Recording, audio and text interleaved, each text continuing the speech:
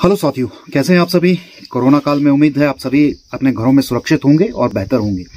तो किसान न्यूज़ जैसे लगातार आपको जो है खेती बाड़ी से जुड़ी कुछ अत्याधुनिक चीज़ों को लेकर आपके सामने आता है और इसके साथ साथ ट्रेडिशनल खेती को लेकर भी आपके सामने जो है हमने बहुत सी बातें कही हैं और बहुत से वीडियोस आपको दिखाए हैं। लेकिन आज हम आपको एक ऐसा वीडियो दिखाएंगे जहां पर पारंपरिक खेती और मॉडर्न खेती दोनों का मिश्रण जो है आपको देखने को मिलेगा। नेचुरल फार्मिंग का कॉन्सेप्ट जो है वो हिमाचल में अगर बात करें तो हिमाचल सरकार लगातार इसको प्रमोट करने का काम कर रही है। लेकिन नेचुरल फार्मिंग को अगर हम अत्याधुनिक खेती से जोड़कर देखें तो इस तरह के कॉन्सेप्ट में जो है वो बहुत कम काम देखने को मिलता है। आज हम सोलन जिला मुख्यालय से लगभग 20 किलोमीटर की दूरी पर जौनाजी पंचायत में पहुंचे हैं। जौनाजी पंचायत का ये बुखार गांव है जहां पर मैं इस वक्त मौजूद हूं और आप मेरे पीछे देख रहे होंगे कुछ ड्रम्स रखे हैं और यहां पर कुछ काम चल रहा है। तो मैं आपको इसकी जानकारी दे दूं कि सुभाष पालेकर नेचुरल फार्मिंग के बारे में आपने काफी कुछ सुना होगा। तो नेचुरल फार्मिंग को लेकर हमने कई वीडियोस आपको दिखाए भी हैं, बताया भी है। लेकिन आज हम एक ऐसा वीडियो कर रहे हैं जहां पर शैलेंद्र शर्मा जो कि नेचुरल फार्मिंग को लेकर पिछले कई सालों से काम कर रहे हैं, लेकिन इसके साथ साथ जो है इन्होंने ग्रीन हाउस भी तैयार किए हैं। लेकिन ग्रीन हाउस में जो है पेस्टिसाइड का यूज ना करते हुए इन्होंने नेचुरल तरीके से तैयार जो दवाएं हैं उनका प्रयोग करके जो है वो फार्मिंग को प्रमोट करने की कोशिश की है। और इसमें वो कितना कामयाब हुए हैं इस बारे में हम उनसे ही जानेंगे, उनसे बात करेंगे और किस तरह से वो नेचुरल फार्मिंग को इस ग्रीन हाउस कॉन्सेप्ट में जो है वो ढाल रहे हैं, कितना बेहतर तरीके से वो इस पे काम कर रहे हैं। इस बारे में हम उनसे बात करेंगे और उनसे जानेंगे कि ये कॉन्सेप्ट कितना बेहतर है और किसान भाई जो इस कॉन्सेप्ट पर अगर काम करना चाहते हैं तो किस प्रकार से इस कॉन्सेप्ट को अडॉप्ट कर सकते हैं। तो आइए चलिए हम चलते हैं शैलेंद्र शर्मा जी के पास और उनसे जानेंगे उनके इस कॉन्सेप्ट के बारे में। नमस्कार जी, मैं शैलेंद्र शर्मा, गांव डेरा बुखार, जौनाजी पंचायत। मैं लगभग 4 साल से सुभाष पालेकर प्राकृतिक खेती कर रहा हूँ। इससे पहले हम भी अपना केमिकल खेती करते थे। तो हमें जब विभाग द्वारा जानकारी मिली कि इस तरह की कोई खेती होनी है, उसकी ट्रेनिंग हुई, हमने ट्रेनिंग की, सुभाष पालेकर प्राकृतिक खेती को जाना और तुरंत अपने खेतों में उसको आके लागू कर दिया। सबसे पहले तो दोस्तों, सुभाष पालेकर प्राकृतिक खेती करने के लिए आपको देसी गाय चाहिए। देसी गाय के बाद, क्योंकि ये कॉन्सेप्ट ही देसी गाय के ऊपर डिपेंड है, अगर आपके पास देसी गाय नहीं है तो खेती नहीं होगी, क्योंकि जितने की आपके घटक बनने हैं वो देसी गाय के गौमूत्र और गोबर से ही बनने हैं। तो सबसे पहले देसी गाय होना आपका बहुत ज़रूरी है। फिर उसके बाद आता है कि आपके पास एक अच्छा संसाधन भंडार होना चाहिए जहाँ आप दवाइयाँ बनाएंगे, जहाँ से आपका खेतों में आप जो स्प्रे करते हो, दो इसमें दवाइयाँ बननी उसको डालते हो, वो आसानी से आपके चली जाए। अगर दूर दूर आपके खेत होंगे तो आपको काफ़ी मुश्किल आएगी उसमें। तो चाहे कोशिश करें कि आप इसको बिल्कुल अपना खेत के नज़दीक रखें। तो जैसे हम पहले केमिकल खेती कर रहे थे तो उसमें केमिकल का तो नुकसान सभी को पता है। उसमें सबसे पहला नुकसान है कि जब आप उसमें उस प्रोड्यूस को मार्केट से खरीदते हो तो आपका काफ़ी पैसा खर्च हो जाता है। दूसरा, जब आप उसकी स्प्रे करते हो तो उसका खुद के शरीर के लिए भी नुकसान है। तीसरा, जब उस कस्टमर उसको खाता है तो उसके लिए भी कहीं ना कहीं उसका नुकसान है। तो ये तीनों ही चीज़ें देखते हुए हमने अपना प्राकृतिक खेती की ओर हमने अपना शुरू किया। तो काफ़ी हद तक शुरू में बहुत मेहनत करनी पड़ी, अभी भी मेहनत कर रहे हैं, क्योंकि कई सालों से हमारे बुज़ुर्ग भी जो खेती कर रहे थे तो केमिकली यूज़ कर रहे थे। तो जितनी हमारी ये मिट्टी है वो सारी हमने दूषित कर दी है। तो धीरे धीरे इसको रूटीन में वापस लाना, टाइम तो इसमें हमारा काफ़ी लग गया। तो कहीं ना कहीं अब हम जाके थोड़ा कामयाब हुए हैं। प्राकृतिक खेती में आपने ये ध्यान जरूर रखना है कि कोई अगर डिजीज़ आ गई तो आपको स्प्रे इसमें जल्दी जल्दी करनी पड़ती है। केमिकल की तरह नहीं कि आपने केमिकल आज डाल दिया फिर 15 दिन बाद स्प्रे करें। इसमें आपने ध्यान रखने की बात यह है कि आपको हो सकता है कि यार चौथे दिन में स्प्रे करने पड़े, हफ्ते दिन में स्प्रे करनी पड़े। तो मेरे पास तो पॉली हाउस लगे हैं।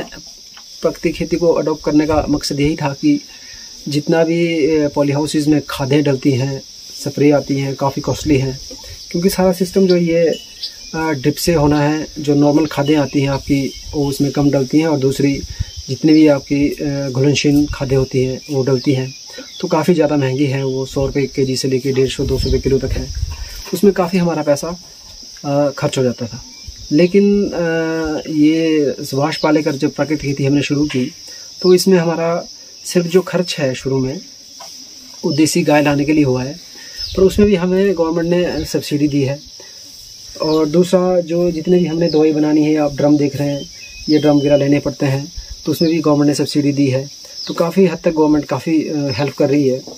अब तीसरी बात रही कि आपने इसमें खर्च क्या करना है। इसमें जब आपके पास अपना गौमूत्र गोबर हो गया, तीसरी चीज़ आपने सिर्फ मार्केट जिसमें जो लेना है, गुड़ और बेसन लेना है, वही आपका इसमें खर्चा है। बाकी आपका 1 रुपये का इसमें खर्चा नहीं होगा, लेकिन इसमें आपकी मैन पावर बहुत लगेगी। आपको ये दवाई बनाने के लिए काफ़ी समय देना पड़ेगा, वो आपकी इसमें जरूर लगेगी। तो मैं समझता हूँ जितना आप केमिकल में पैसा खर्च करते हो, उससे तो ये लेबर खर्चा कम ही आएगा।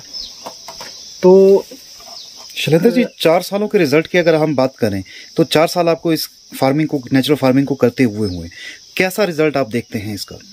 देखिए, ऐसा है कि मैं आस पड़ोस में देखता हूँ लोग जो जिनके पॉली हाउस लगे हैं और वो अपना उसमें केमिकल यूज़ कर रहे हैं। तो लगभग अगर हम इतने ही एरिया की बात करें, 1750 स्क्वायर मीटर एरिया है मेरा सिर्फ पॉली हाउस का, तो नियर अबाउट इतने में हमारा लगभग जो खर्चा है वो 70-80 हज़ार रुपये खर्चा आता है। और मैं अपनी बात करूं पिछले 4 सालों की, तो उसमें लगभग मेरा जो खर्चा है वो गुड़ और बेसन का 7-8 हज़ार रुपये सिर्फ वही इसमें हुआ है। बाकी जो एक बार हमने पहले गाय ली थी उसका तो खर्चा एक बार ही हुआ है, उसका चलो खर्चा भी क्या है, वो तो अपना जितना दूध दे रही है उसमें ही पूरा हो जाता है। उसका जो गोबर गौमूत्र है तो हमें एक तरह से फ्री में ही मिल रहा है। शैलेंद्र जी, आपने देखा है पॉली हाउस में जो क्रॉप तैयार की जाती है, हम बात करें कैप्सिकम की या अन्य तरह की, जो है वो अलग तरह की खेती की जाती है आमतौर पर। हम टमाटर की बात करें या शिमला मिर्च की बात करें तो आम जो टमाटर और शिमला मिर्च लगता है उस तरह की खेती बहुत कम ग्रीन हाउस में होती है। तो जाहिर तौर पर जो है उस तरह की खेती के लिए पेस्टिसाइड यूज होना भी जो है वो लाजमी रहता है, क्योंकि उसको सही तरीके से बचाना और उसको मार्केट तक पहुंचाना ये एक बहुत बड़ा रिस्क रहता है। लेकिन आपने इसके बावजूद जो है वो पेस्टिसाइड ना यूज करते हुए नेचुरल जो है वो दवाओं का यूज किया।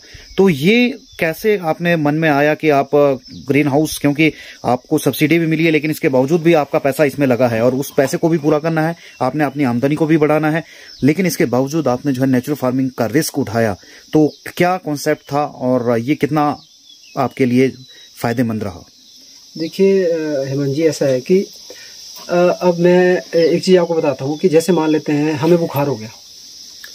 अब हमें बुखार के लिए हमें क्या करना है, उसके लिए दवाई लेनी है जी। एक तरीका है कि आप रामदेव वाली बात मान के गिलोय लाओ, उसको कूटो, काढ़ा बनाओ, पी लो, आप ठीक हो जाओगे। दूसरी चीज़ क्या है, मार्केट गए, आपने पैरासीटामोल ली, 1 गोली सुबह खाई, 1 गोली शाम को खाई, आप ठीक हो गए। दोनों चीज़ें काम करेगी बुखार के लिए। अब क्या हुआ कि जो आप गिलोय लाए उसकी क्या हुआ, मेरे पावर उसमें ज़्यादा लगी आपकी। आप गिलोय लाने गए, आपने उसको कूटा, उसका काढ़ा बनाया, लेकिन दवाई तो वो भी है।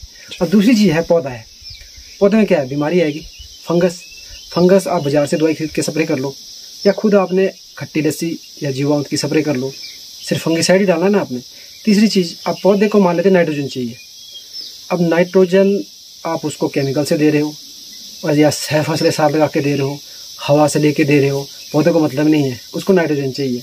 तो मुझे लगा कि हम पौधे को, यही चीज़ मेरे मन में कॉन्सेप्ट आया कि जो पौधे को बीमारी लगती है, दवाई हमारी बन रही है, या पौधे को जो न्यूट्रिशन है वो हम अब खुद बना सकते हैं या सह फसलें लगा के उसको बना सकते हैं। तो जो भी हम मार्केट से डाल के दे लेना है, उसको हवा में हमारे 70% नाइट्रोजन है, वहाँ से लेके तो उसको हम दे सकते हैं। पौधे को तो सिर्फ न्यूट्रिशन से मतलब है, उसको ये मतलब नहीं है कि उसको वो न्यूट्रिशन आपने कहाँ से दिया, केमिकल से दो चाहे नेचुरल विधि से दो। अब शैलेंद्र जी, मैं बात करता हूँ, आप प्रोड्यूस जो तैयार कर रहे हैं नेचुरल फार्मिंग के थ्रू, जी, उसकी मार्केट कैसी है? आपको क्या रेट मिल रहे हैं? बेहतर मिल रहे हैं? पेस्टिसाइड वाली जो वेजिटेबल्स होती हैं उससे बेहतर मिल रहा है या उन्हीं के बराबर मिल रहा है या उनसे भी कम मिल रहा है? ऐसा है कि जो आपका नेचुरल हम प्रोड्यूस तैयार कर रहे हैं, कुछ एक मार्केट है, शायद हमारी पहुंच से दूर हो मार्केट, लेकिन जो हमारी पहुंच में मार्केट है उनके पास जो ऑर्डर है वो कम होता है, लेकिन हमारे पास जो है ये कैप्सिकम बल्क में हो जाती है। तो हमें जो अभी रेट मिल रहा है वो केमिकल का ही रेट मिल रहा है, इसमें हमें कोई अलग से कोई रेट नहीं मिल रहा है। शायद गवर्नमेंट अभी इस तौर कोशिश कर रही है, क्योंकि जब तक लेने वाला ग्राहक जागरूक नहीं होगा तब तक हम कुछ नहीं कर पाएंगे। उनको नहीं मतलब है कि केमिकल है, उनको मतलब सिर्फ रेड येलो कैप्सिकम अगर हमारे पास है तो उनको रेड येलो कैप्सिकम से मतलब है। हम दिल्ली में भी माल भेजते तो उनको बोलते हैं कि यार ये प्राकृतिक उत्पाद है, सुभाष पालेकर नेचुरल प्रोड्यूस है, तो वो पहले तो ये बोलते कि ये क्या है जी।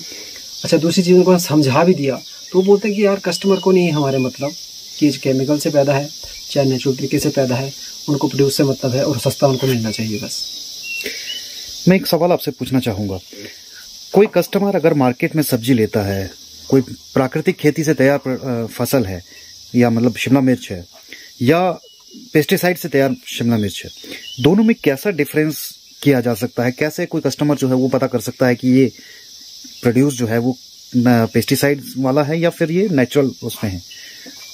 देखिए, इसके लिए लैब्स भी बनी हैं, आप टेस्टिंग भी कंप्लीट। एक आम कस्टमर की मैं बात कर रहा हूँ, जैसे मार्केट में कोई लेने जाता है, दोनों में कैसे डिफरेंस कर सकता है कोई? देखिए, ऐसा होता है कि जब हम स्प्रे करते हैं किसी प्रोड्यूस पे तो उसके निशान उस पर रह जाते हैं। अगर आप अभी हमारे खेत में जाए तो हमारे जो कैप्सिकम है लगी हुई, उसमें आपको साफ साफ काले काले ब्लैक ब्लैक से डॉट दिखेंगे। वो जो हम स्प्रे करते हैं उसमें जीवाणु जो गौमूत्र के निशान उसमें रह जाते हैं। और जब कोई किसान उसमें पेस्टिसाइड की स्प्रे करता है तो कहीं ना कहीं उस पर निशान होंगे तो देख सकता है उसको, अगर वो साफ ना कर दी हो तो। बाकी तो उस पर कोई पैरामीटर नहीं है। चलिए, ये एक परेशानी रहती है कि कस्टमर के लिए जी पहचान करना मुश्किल है पहचान करना। इसका मतलब ये है कि ये अगर कोई सर्टिफिकेशन एजेंसी बनाए सरकार और बाकायदा जो है वो सर्टिफाइड करके इस प्रोडक्ट को बेचा जाए, नेचुरल प्रोडक्ट को, वही एक माध्यम बन सकता है। वही माध्यम बन सकता है। चलिए, शुक्रिया।